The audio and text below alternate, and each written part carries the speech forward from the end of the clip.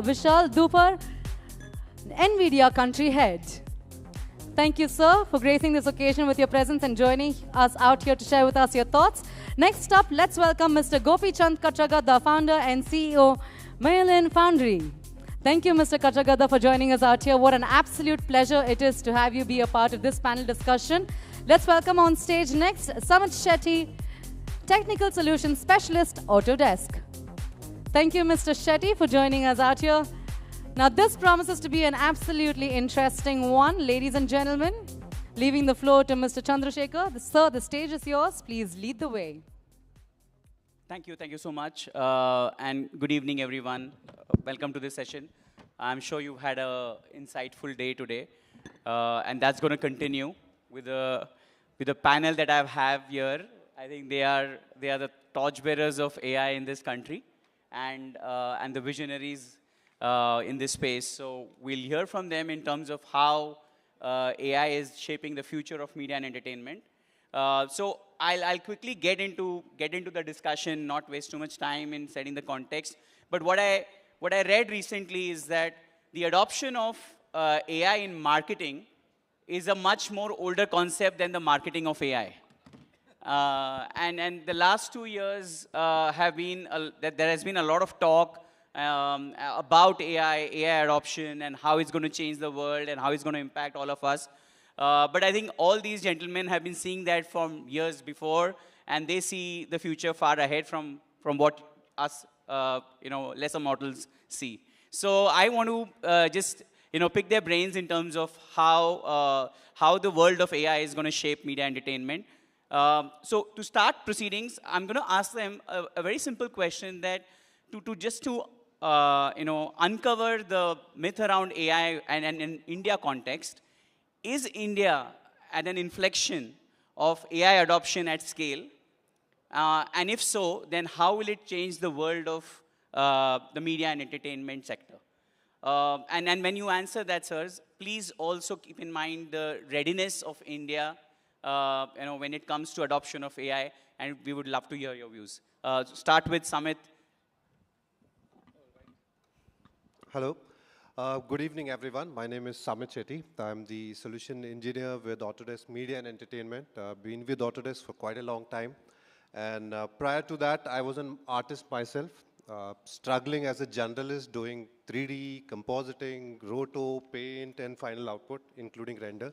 And I still remember those days we used to pray that, can we have a button which does everything and does a lot for me. And slowly, companies and technology companies started delivering that. And then I realized that it's for an artist betterment so that I can spend more time doing creative work than struggling and doing manual laborer's task and compromising on my creative stuff or delivering just based on the deadline, whatever is ready. The question is, how much are we ready with AI, and will India really speeding up? I think yes. It's a new technology. More than I think kids, the young generation is depending and exploring AI to the core because of the availability of all the knowledge, all the latest technology, and it's all available on the internet. When we were young, internet was not there. We used to read books, explore books, go to friends to ask for books and things like that. But now it's too easy for everyone to explore. So I think the younger generation is going to take it to another level, and there is no escape from AI. Thank you, Samit. Viren, your views on this. So I just want to start by saying that stories are at the heart of human experience. And therefore, whether you power that with AI or whether you power it with the old-fashioned pencil and a sketchbook, the fact is that the story must be told. Where AI comes in is that today's stories are moving from stories that are told to stories that must be lived. And that is where the experiential element of it is coming in.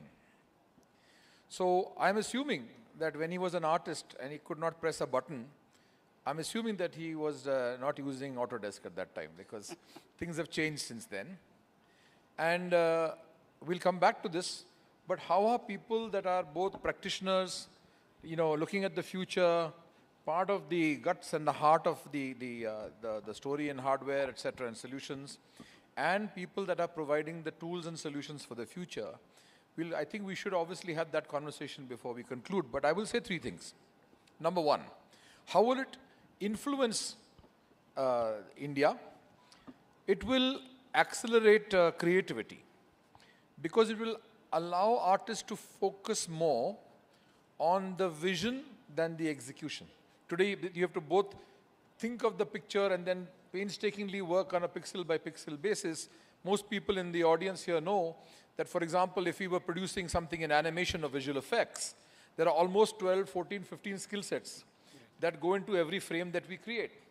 Now, I'll come back to this later, but I will give you a view on the 3 or 4 or 5 of those areas where the painstaking element of what you do will go away. And I will say the second thing is that creativity powered by AI is no longer one size that fits all. Because today's world that requires personalization, AI is used by me to personalize something for myself, and the same thing is personalized differently for him, and so on and so forth. So the individuality that you have with the power of AI is making that difference. And I think finally what I would like to say is that from an Indian point of view, right, I think we've always wanted to see Indian stories that are told worldwide. And one of the reasons why that hasn't happened, I mean, there are many reasons, distribution and so on and so forth. But one of the reasons for that is that as we move from paintbrush to pixels, you will see today in the creative zone, fabulous people who are doing traditional sculpting, fabulous people in tradition, but they have not become, their counterparts have not become, and it's very difficult for them to become world-class in the pixel world. That is where AI can bridge that gap as well.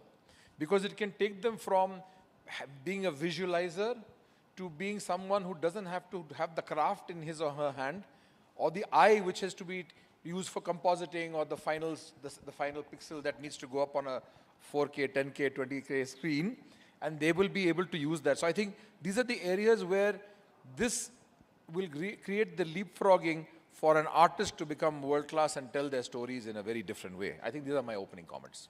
Thank you very much. Vishal, over to you. Okay, I'm going to try and firstly tell you about the deja vu moment I had. Thanks to my friend Biren, he took me to the other side, esports at its glory. That's the definition of NVIDIA. And then coming here and talking to you about artificial intelligence. Artificial intelligence is a word that's been simmering for quite some time. And I think for the very first time in the history of mankind, you're talking about a topic where intelligence was always related to an evolution, now being spoken that you can manufacture intelligence. Yeah. It's not that easy because for millions of years humanity has lived. We've evolved with intelligence. We have been shaped both with survival and adoption. We have shaped it because of our learnings and the intelligence that we hold in our brain. And it's taken us millions of years, and suddenly we're talking about, can I engineer intelligence? Can I manufacture intelligence? What does it really mean? From where does it emit? And it truly emits from this word that we use called a token. Now, this token is so significant as a unit by itself that alone it can't do anything. But when it comes together, it basically makes impossible possible. The large question is, where does it get manufactured? And it does get manufactured in AI factories. Those of you who have lived through the computer age do know that the digitization was all about storing. And you retrieved the information and you applied the information. I think Payal did a fabulous job of showing you what goes into a movie Brain referred to it, how many expertise are required. But with the coming of AI, by the way, AI in the computer science is not something new. It's been on for last 60 years. It's just that in last 12 years, it has got so much of prominence that we are sitting here and talking about it. 2012 was a big bang of AI. We solved the first problem of perception. Then came transformers. That solved the problem of generative AI. That means now you can get brand new content. So you give few prompts, your creativity goes to a next level, and you get a brand new content. Now you're talking about automating some of the processes that take enormous amount of time. And then you're going to be entering the world of physical AI, where we'll understand the laws of physics and apply it to our own world. All these breakthroughs in a span of 12 years, more importantly, the input can come from whichever modality, it can be transformed to another modality. Therefore, you have information and intelligence in whichever type we want. And for the first time, mankind is going to be speaking to the computer in your own language. You don't have to learn C, C++, Python, etc. You speak to the computer even in a bad English like mine, and the computer will understand it. The computer will understand it, you'll train it, and will write a software that no human can write. And this is coming from AI factories. So you saw in the movie that she was describing different scenes. Here is a little bit before I hand over the microphone. So the gaming that was happening in that room there, it all started with animation. It didn't follow any laws of physics. We brought laws of physics into it so that it looked more realistic. That's why the gentlemen, ladies who are playing there are able to play, because no human wants to live in an artificial world. They all want to come closer to reality. So they're enjoying their games. What you saw here is cinematic. Cinematic, cutting down time, is productivity. In 4 frames, there are 33 million pixels. Even with the advancement computing has done with ray tracing, you now need to only render 4 pixels. All other pixels can be predicted, and you cut down on time. That's the power that you have in hand. Obviously, we'll talk a lot more. How do we use it? So AI factories, tokens, and the ability for productivity. Very good. Thank you. Thank you. Kopi, your views, please. Yeah, your question on AI in India, I'll answer that. I think in 2 axes. One is jobs, and the other is data to start with. I believe that AI can create 100 million jobs, not just in media and entertainment, but overall over the next 10 years. Will it happen if all of us sit and continue doing things the way we do? No.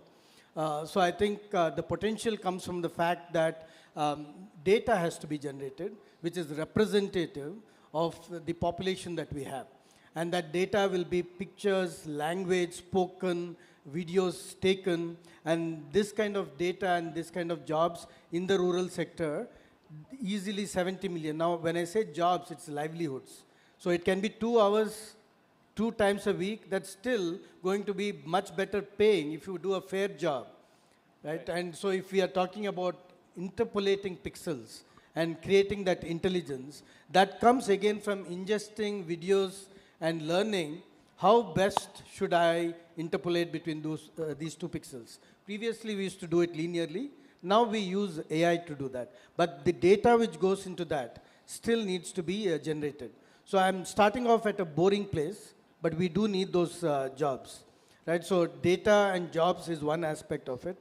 Now, if we come to creativity, and you look at our movies, Indian movies made here. By the way, I made a movie, released it in Telugu. So I know some of the activities involved. Because it was an independent production. I did not have the budget for Technicolor, nor for the NVIDIA boxes for the movie. The fact is that we have the talent, we have the creativity. We normally do not have the budget, right? If the budgets come down on creating the best kind of VFX, best kind of animation, even the most creative directors, people might agree or disagree, but let's pick one, Rajmouli. in a manner of speaking. He is handicapped. If you look at Bahubali 1 and the bull, it is very pathetic, the animation. The character which the bull represents did not have enough pixels, the physics of the body movement, the physics of the muscles, the bone movement, nothing was there. That takes money. It's not about the creativity. It takes money. Because the same set of people who created Mufasa could have created that bull. But nobody would be able to afford Biren. He did take us for the second movie, so he learned from the first. So I think creativity will definitely be unleashed. The creativity of India being unleashed on the world would mean that we have to tell our stories, but we also have to be able to tell global stories. So if you look at Hong Kong producing movies, they tell their stories, but they tell it in a global context, and nobody is worried that this has certain elements which are set in Hong Kong. And also with all the manga and with all the games being so much influenced by Japan, global storytelling is not a problem. So is India ready for AI in media and entertainment? For jobs, yes. For use in local storytelling, not yet. We still have to open up our pockets. Sure. Thank you so much. And Can I just add, I just want to give a little bit of a spin. So we're all talking about storytelling globally, but there is a fabulous market of 1.4 billion in India, which is completely transforming. Firstly, diversity is so large, languages are so many. People, the way they grow up, the people how we act is so different. The amount of personalization that is required with each of this cluster probably makes one country within each cluster. Right. Now think about it for a second, that can we actually make a story that kind of resonates with all of India in multiple languages, in multiple activities to build up and do it. You know, we have the international movies, we see them, we enjoy them because we have an exposure. But what about rest of India, which is on the lower end of the pyramid, who's seeing it through their own lens? How are you going to take storytelling from his perspective? Because that forms the larger base. How are you going to take that? Further, that base is fragmented into cultures and language and stuff like that. And this is exactly what is India's movement. Added to this, privacy laws are upon us. You're going to be now asked, are you willing to share your data? So where are you going to get the data if everybody's going to keep saying no to it? You'll have to hyperscale it. Your ad advertisement, the way you do is going to change completely, already changing because you got to take permissions from that. How are you going to be making money there? This puzzle is pretty interesting. And if this puzzle is very interesting, if we can solve it for India, the whole globe can take advantage, including the storytelling. If I can add a color to it, and the AI color to it. So if you look at storytelling and formula-based storytelling, it's killed sometimes good movies, right? But if you look at what the strength of AI is, it is to look at what are the plots and subplots and the characters and the relationships between the characters which have worked. What percentage of, this is where the issues also come in. If you look at a standard Telugu movie, and it applies to other languages as well, they actually factor in that 58 minutes of the movie has to be fight scenes, something like that. 58 is not an accurate number. I'm saying that I've heard that they actually have numbers for how many songs and dances, how much fight scenes, how much argument between the hero and heroine, how much romance between hero and heroine. It's a complete template. And that template is just a repetition. But we can get much more intelligent at storytelling, story building, character, and not take audiences for granted. Right? And yeah. I wanted to add some black and white to the color that he talked about. Yeah, it's a Technicolor even if it's black and white. AI basically learns and evolves, and through that process will be creating an ever-changing nature for art itself. So I think that's very important to understand, right? That as it learns and grows, it's going to change the nature of art. And just like OTT changed the way stories are told on linear TV, you're going to see now another generation of stories, no matter what platform it is, but that's how it's going to grow. I think the important thing to understand is that today, no matter who creates a movie, what tools they use and how they do it, you know, from, we already heard from the man himself that he and Bahubali he and Rajamouli make Telugu movies, so you can see that there is a variety. But no matter who does it, the frontier for AVGC in India and the world is the tech platform, is the workflow that actually needs to happen. Schools go and teach the craft, but very few people learn production management. And you know, the combination between the pipeline, okay, there's a huge, I mean, anyone here starting a studio will find it easy to hire the best artists, will be able to get the best tools, will be able to buy the best machines. But if they don't have a production pipeline, they will be extremely inefficient. And I think the conversation is, how and where will AI disrupt it in a manner to make it quicker, faster, better, cheaper, right? And that's where we are going to look at it. So, you know, I was looking at a few things that haven't happened but are happening, right? And I scribbled them down. Take modeling. Okay, so today, topology, you saw all that. Asset creation, right? Procedural generation. This will all happen in AI. Maybe some people who are working with it are not at liberty to speak about it, but I'm speaking about it because I'm not working on it, okay? So the second part of it is you take texturing. Now, if you see the UV mapping, you're going to find far greater amount of manual effort in that whole story. Far greater. This is all money, by the way. It's huge. You talk of animation. You're going to have AI-assisted motion capture, right? You're going to have, you know, the auto in-betweens which took place. I mean, the reason why he found it more cumbersome versus press of a button is that over the last 10, 15 years or whatever we bought, the in-betweens have happened on their own, right? And he talked about moving from the 1 pixel or 2 pixels or 4 pixels to do all the rest of it. And so I will not go into more detail, but real-time engines, right, have actually changed the whole requirement for rigging and all of the, and I'm not getting into all of the other areas.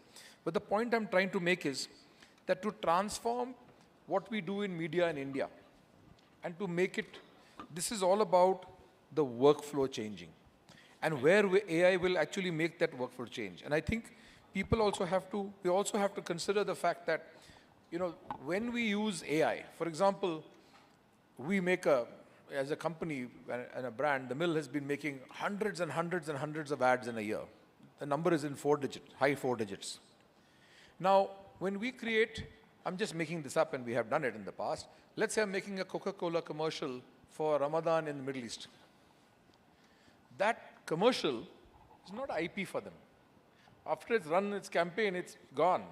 So they are not really going to police how I made it, how the story came about, how we made the character, etc. It's a perishable. On the other hand, if we were doing a Disney project, you know, a big movie like the one that will come now, we did Mufasa, we did Lion King, etc. We will not be allowed to use AI or generative AI because the quality and the purity of the data that we use might cause a problem for them from a copyright perspective later. We are working together, and we've always worked as one of the members of the MPAA to actually begin to create some guardrails, some framework as to, hey, what's okay. But until people are able to create their own private data lakes with their own proprietary data, and today that, you know, the new Chinese variation is talking about smaller lakes rather than large language models. We'll see how that goes. But till that happens, I think on the media and entertainment front, for people that want to create IPs that will go global or make a big difference, this is a very important consideration. And I'll end one point here when you talk about India. I think for the first time, and I think those of you who were here this morning, we are part of the if you like, the initial thought leaders for the Indian Institute of Creative Technologies. Now, for the first time, the corpus that is being given of 490 crores, which is being put up in Bombay, phase 1 will open in April, and then we have the 10 acres that will take a year and a half. A significant amount of money is available both at center and state for startups looking at AI. You know, and here is a person who is one of India's largest CTOs for the largest group in the country, who is now in the startup mode. So it doesn't have to be 22-year-old. You could be, 25, 30. It could be a little older, right? Black and white. And I think from that point of view, the ability to find a corpus of funds to do things that are potentially innovative and R&D exists now, which did not exist 10 and 20 years ago. And I think that's the AI play. Today, if we change the name of this show to Gaffex.ai, I will find an investor. I don't know what we'll do with that, but we'll figure it out by tomorrow, because there are 17 funds here at this event. So I think it's a good idea. I'm going to leave this panel and run. But I just thought that the Indian context will change with the availability of money to go from idea to POC and POC to onward. So sorry, I just cut in with a black and white comment there. Yeah. Samit, if you could also add in terms of realizing this potential, what could be the challenges? We spoke about potential, we spoke that there is a lot that we can achieve. But are there any challenges that you see in realizing this potential? I mean, it basically depends on how you use and who uses it. There are a lot of people who are in a hurry to use AI, to use the word AI and get more funds or whatever. But eventually, as we were talking about, is creativity will always rule. Nobody's going to just go to ChatGPT, download the script, and release a film. They're going to add human touch to it. Currently, what I'm seeing is it's been disrupted online. Social media is a big entertainment platform now. Our days had games, movies, that's it, and TV shows. But now social media is a big thing. And I see a lot of young people using AI for shorts on social media and saying this is the future, which is not. I'm like, for shorts it's fine, but for longer format and all, it is a lengthier process, and how you use it is also dependable. Challenges is, yes, it's going to take time for the long formats. It's ready for short formats, and to have a convincing output, you need a human touch. If you completely be dependent on AI, saying that this is what an AI is given and this is what I'm going to throw it out, I don't think that's going to work for now. Sure. And I'll get a little deeper into Gopi's point. You said about templates and how there is a template in the Telugu movie industry where 58 minutes is fights. With AI and with more intelligence, will we be able to predict the ROIs of creative content? So I think there are several folks who are looking at predicting a successful script, for example. Whether you can effectively do that or not, time will tell. But I think what at this point of time is a reality is to look at recent past, right? So if you look at way past, you will get answers which might not be usable today. But if you look at recent past and try to create a story which has particular global flavor, based on your audience set, let's pick short format. So this 2.5 hour kind of movies may not last too long. Today, there are very few of us who sit and watch a 2.5 hour movie. For me, movie watching is a religion. Right? If I sit, I will not fast forward. I will not do any of those things which normally I get very jittery also. So the formats will change. But on a short format content, to be able to look at what should be the way to grab audience attention and what are the options, and then you pick based on your passion, what is it that you want to forward. I'll just give you example of how you can think about it. I mentioned this before, but I use random numbers to generate a plot. Right? Because there are only so many plots and there are only so many subplots ever told ever, right? So you can use random numbers to say this is the plot, this is the subplot. Then you use random numbers to say these are the number of characters. What are the relationship between the characters? Today you don't need to do random numbers, right? So you can do it much more intelligently and create plots, create plot options, and then you can evaluate what might fit into the most recent successes. But still, the final decision has to be the creative person saying this makes sense. So I think the way I put it, and I've talked about this with colleagues and with industry folks, AI makes the past into a palette and it remixes history in order to define the stories of the future. So I think, that's one way of looking at it, because there's a book called The Story, and it'll tell you that there are, at the root, very few. But I think what's important to understand here is that, AI is no longer going to define the art form by skill sets. It is going to break down this. So right now we say, we have things in our pipeline that resemble painting, sculpting, etc., etc. That is going to get broken down because it is going to automate those things in a way that it is combined. Now, I would say that it became the generalist instead of the specialist. But it created an output that was equal to a specialist. I think that's where the leap is really coming in. And that's where the efficiency is coming in. And no matter whether it's 2.5 hours or not, you're going to see that the learning mechanism of this form is going to move at a pace that's much faster. So today, for example, when you create a project, you have the guys who do the ideation, you do have the guys who do the pre-production, you have the guys who do the, and there are things then moving in parallel. Effects and something is happening on the side, animation is happening there, and it's all coming together. And that delayering is not going to be the requirement of the future. That delayering is going to somehow find a way to automate and move in concentric, convergent ways by which all of that comes together, apparently more magically, but actually through the fact that it is AI and code. And right? Biren, you will agree that creating options is what I think we want. Right? If we are in a creative field, you don't want a final outcome. No. You want options, and you want to iterate with a particular option. And that's how AI is also going. Those who have used Midjourney or Sora, you will know that you will get options. And to your point, today, I don't get cohesive videos. So if you look at any of the AI-generated videos, so the character's clothing itself will be changing as the character is twirling. Many dance videos are there. It will get to more cohesion. But I'll just say one thing which I think is important. Character creation is something which is very human at this point. I'll take an old example again, Shrek. That character, to create that character and believe that it will be a hit, I wouldn't have that guts. I wouldn't have that guts. And think about it for a second. Let's cut down through all the work we are doing. Obviously, we're talking about a lot of excitement here. You spoke about random numbers. The game of Go has probably more permutation combination than the atoms in the world. At the end of the day, that data, that algorithm, and that compute figured out by playing millions and millions of time. There's a move called 37th move, which that no human had tried, and it happened.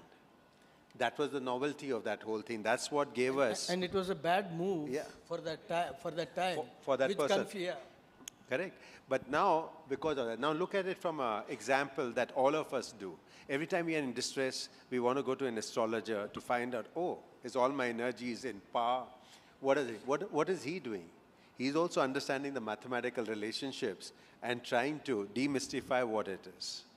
Now think about these two examples and apply it as your companion who's brought up on your value systems, adding to your brain power, to your creativity, being built up, and that lives along with you. And then to your first point, hey, can this 1.4 billion people in every shape and size have a digital companion that can make them look like that 8 billion population and take your productivity, take your creativity, take your storytelling, take your pattern building to a different level? And that's the opportunity. And that's how we should look at it. Formulas will come, patterns and relationships will work, evolutions will take place, we will evolve, machines will evolve, but together how we're going to be doing that, I think is the subtle part here. And just to go back to you, Samit, will this lead us to an era of extreme democratization of inspiration and creativity? Will that happen at any point in time, and how will it change the world? Again, we'll talk about entertainment. So entertainment, still now we are talking about softwares and technology, but there are softwares beyond, there are technology beyond post-production. For example, a lot of people are now doing smaller content. They're also filmmakers, smaller filmmakers. The content is good. Some people do really good content. Instagram reel you're talking about. So there was always a requirement of 2 people to shoot. One a cameraman, one is the actor. Then if there is no cameraman, then you would just place a camera in front of you and stand steady because you can't move. There's nobody to handle the camera. But now you have technology, AI-based cameras, which can just rotate as and when you're moving.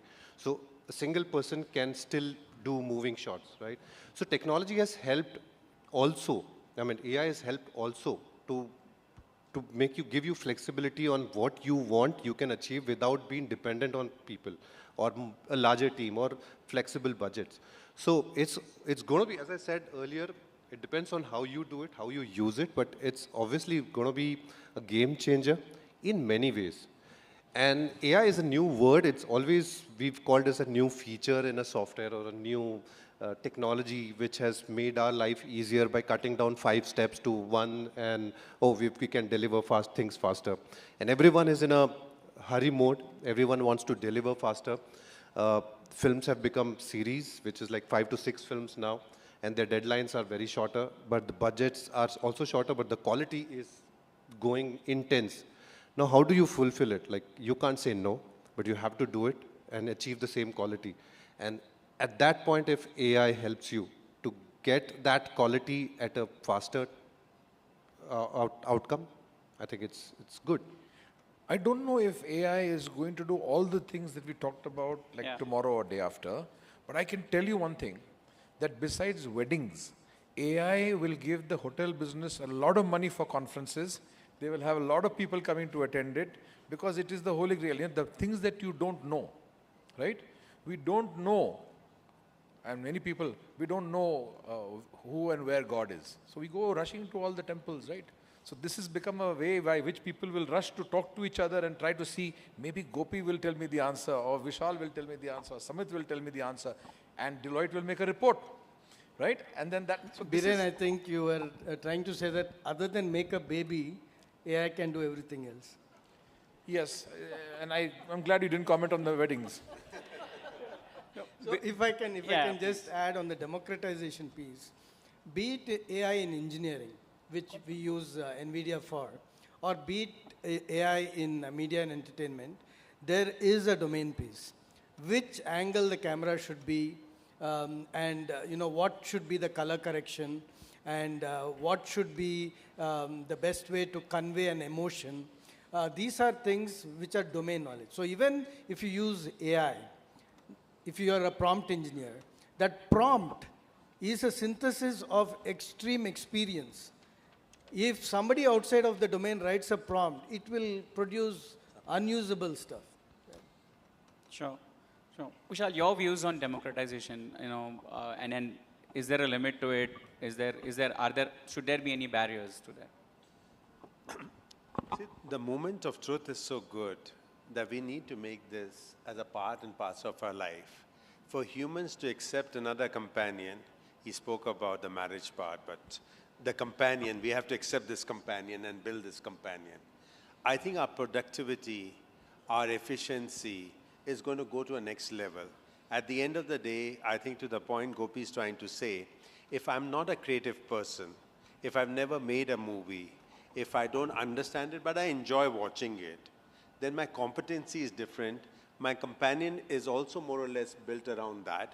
Unless I have got my companion trained by Gopi, who knows how to make a movie, and then I get into a different part, but then I have to enjoy those two aspects.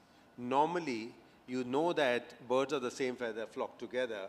You're going to be building it around the methodology that you have. So that's point number one. Point number two, a lot of people seriously believe that compute is extremely expensive, AI is extremely expensive. In the zenith of computing, which was a general purpose compute, when the PC revolution came in, there was a scaling law called the Moore's law. Most of you know about it.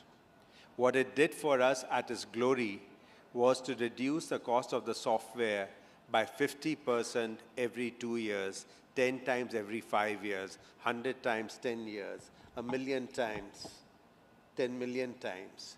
not one innovation has brought the cost of something as low as this. And yet, the industry grew by 40%. We digitized so many applications into it. Currently, in the world of AI, we have 3 scaling laws working simultaneously.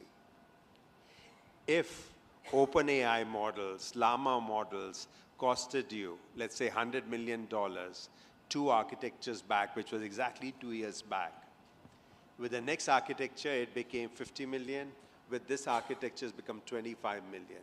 What we need to do for our country is to set up AI factories. What you need to do for your company is to set up AI factory. You can build on-prem, you can rent it, you can have a hybrid model, but that tool needs to exist for you. And that tool is what is going to be your companion, and definitely a good companion. I'll end I on- asked a question of ChatGPT, and the question was the question that you asked. What will AI do for media and entertainment in India? Give me a 5-paragraph poem. Now you know where the questions are coming from. And it said, in India's land where stories thrive, AI is here to shape, revive.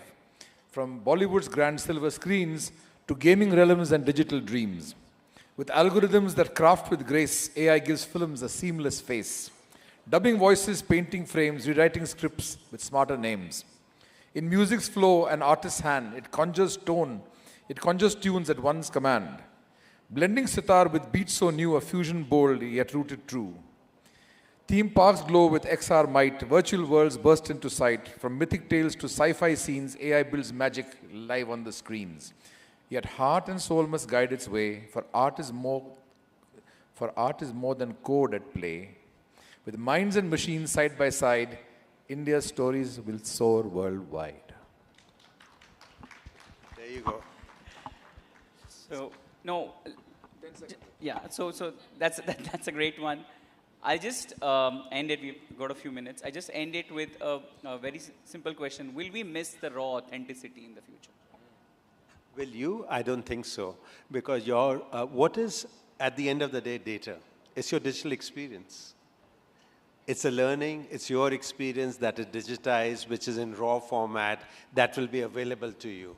So why would you miss it? Question is that you'll be surprised, like how you were surprised with what Biren just did. Now, if somebody tells him that please don't give me all these very heavy word poem, just give me in simple words so that everybody can enjoy it, it'll do it for you.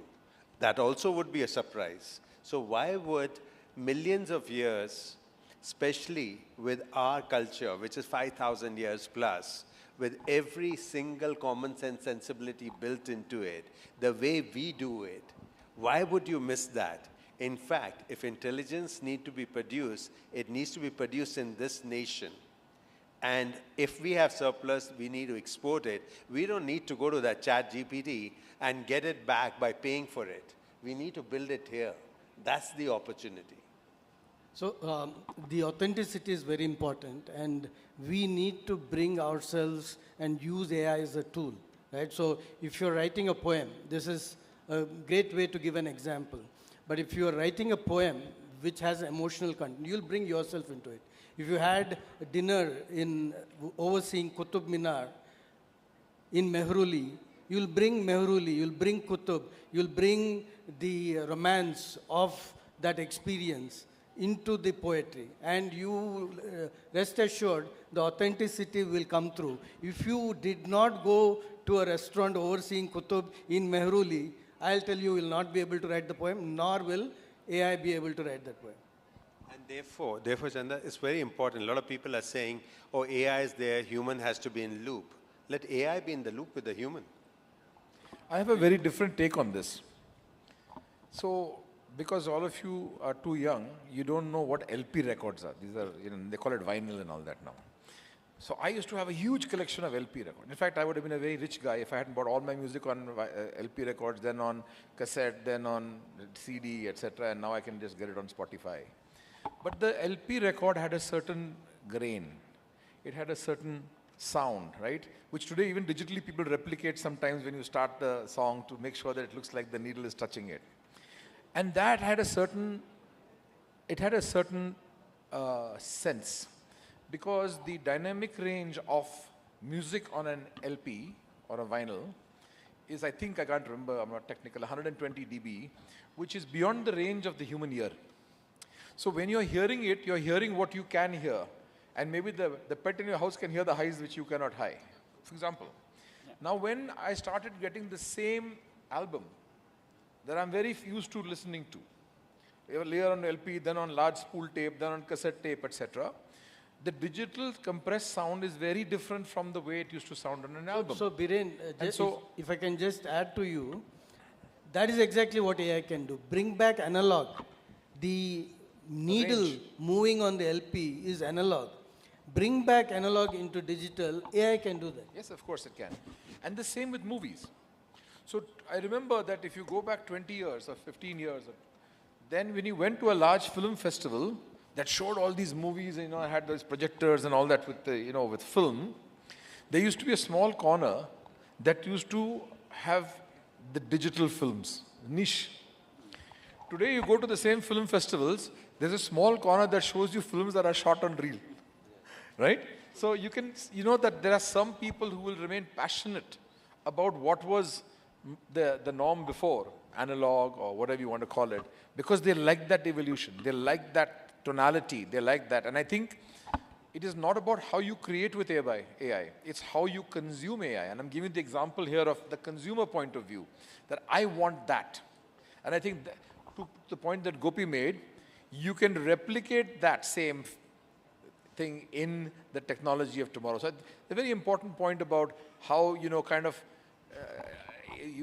look at science, and science learned by observing nature. Science was learned by observing nature and putting it into scientific principles. Today you're trying to make everything natural by using science. So it's a kind of a cycle, right?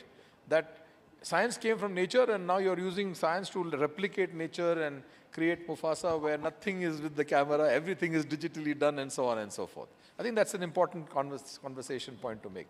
I think you need to be an expert in prompting. So, and once you know that, you can achieve the authentic what you want. As I said, if you totally just prompt one word and then you get a poem, but then if he wants to make the poem in different language, a poem which will be even more easier for a kid to understand. So that's the layer of prompting which you keep giving. AI is also learning. Like how we learn AI, AI is also learning every day by our prompts. And I think the authenticity is there. Husbands actually have learned to prompt very gently. In AI, you can prompt very directly. On that note, we'll end the session. But thank you, everyone. Thank you for sharing your views. We were really enlightened, and I hope everybody enjoyed it. Thank you, everyone. Have a good evening. Thanks. What an absolutely brilliant session that was, having our industry leads joining us out here under one roof to share with us their thoughts, their perspectives on AI in media and entertainment. Mr. Chand, if I could request you to kindly join us on stage to do the honors and present a token of appreciation to our panelists and our moderator for this session. If you could have the mementos brought on stage, please. Once again, dignitaries, thank you so much for taking the time off and joining us out here at Bengaluru GAFX 2025 and sharing with us your vision. It was an absolute pleasure hearing what you had to share with us on our stage this afternoon, rather this evening.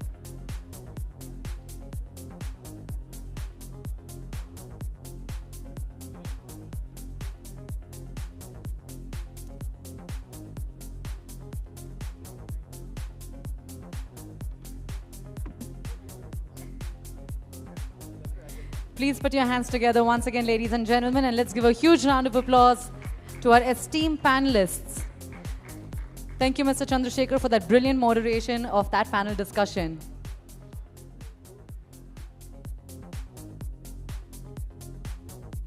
Thank you, sir, for joining us out here and sharing with us your thoughts.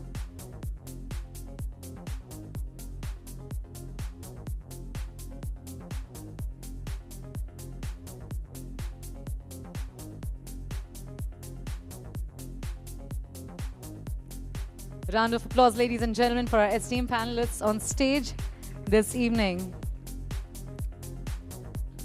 Mr. Kachagada, always a pleasure listening to what you have to share as far as artificial intelligence is concerned. Thank you very much.